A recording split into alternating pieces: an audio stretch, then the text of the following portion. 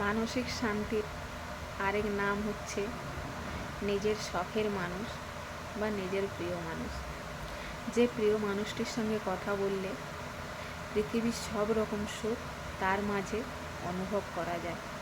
তো আমার সে প্রিয় মানুষটা কে জানেন? আমার সে প্রিয় মানুষটা হলো আমার একমাত্র মেয়ে, যার সঙ্গে কথা বললে আমি সব রকম সুখ অনুভব করতে পারি। সে শুধু একবার আমাকে বলে যে মা আমি ভালো আছি, বাস এইটুকু শুনলেই আমার মন শান্তি, আর আমার কিছু চাই না। এইটুকু আমি শুনলেই তার মুখ থেকে সব রকম সুখ পাই, যে সুখ আমি পৃথিবীর আর কারো কাছে পাবো না বা কোথাও পাবো না। তো আমার মেয়ের সঙ্গেই কথা বলে বা মেয়ের ভালোটা শুনতে পেলে আমার মন শান্তিতে ভরে যায়। এর থেকে বেশি সুখ আমার কাছে আর কিছু হয় না।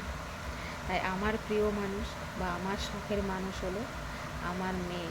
মানে আমার মেয়ে হলো আমার এভরিথিং।